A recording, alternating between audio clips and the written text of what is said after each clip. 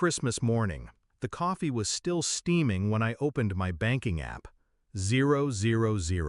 Not a glitch, not a typo.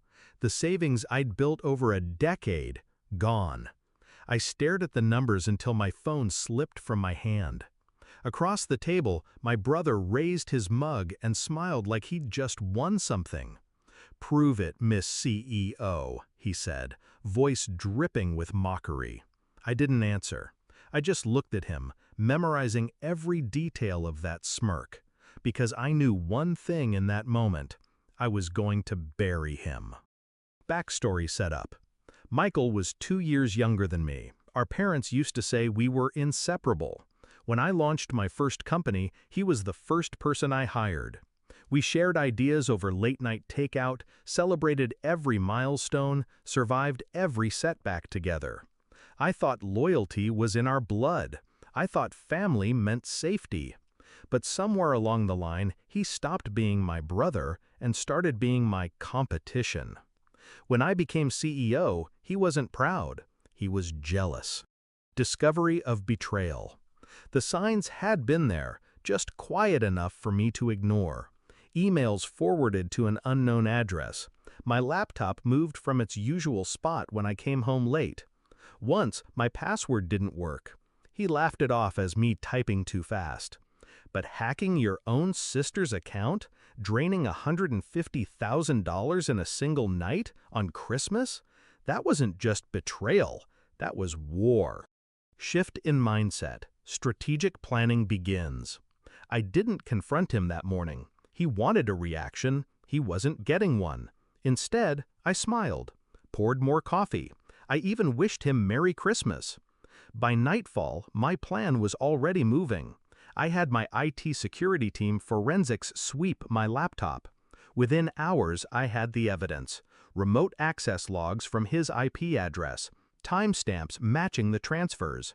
He'd been sloppy, overconfident. I gave him that, because overconfidence makes people blind. Execution of the plan. Step 1, freeze his accounts. All of them. Not just the ones tied to the stolen funds, but every bank, every trading platform, every payment processor. Step 2, file a confidential theft and cybercrime report. He wouldn't know until the authorities were ready to knock. Step 3, quietly buy out his stake in a joint investment we'd made years ago, one that was about to triple in value. I paid him in the only currency he could touch now, cash.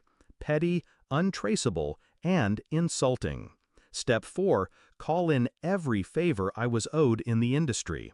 By the end of the week, Michael's name was flagged as high risk in every hiring network that mattered. Step 5, wait.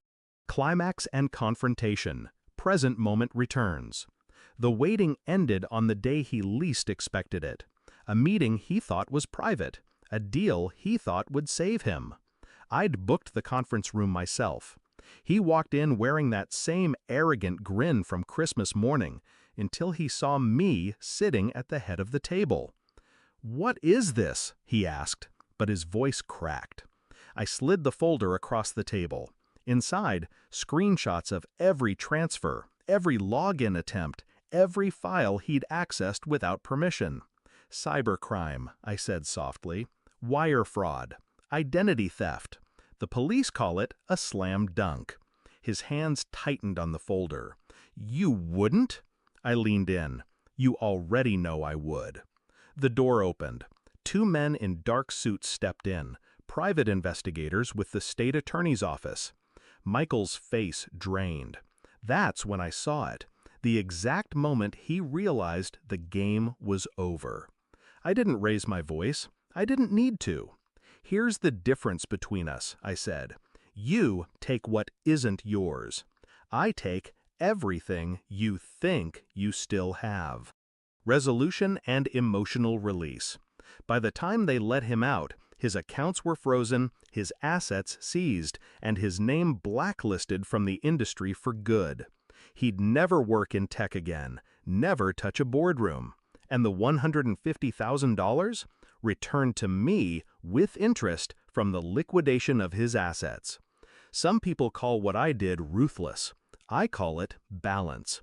Because blood may be thicker than water, but betrayal turns it to ice. And I don't forgive ice. I shatter it.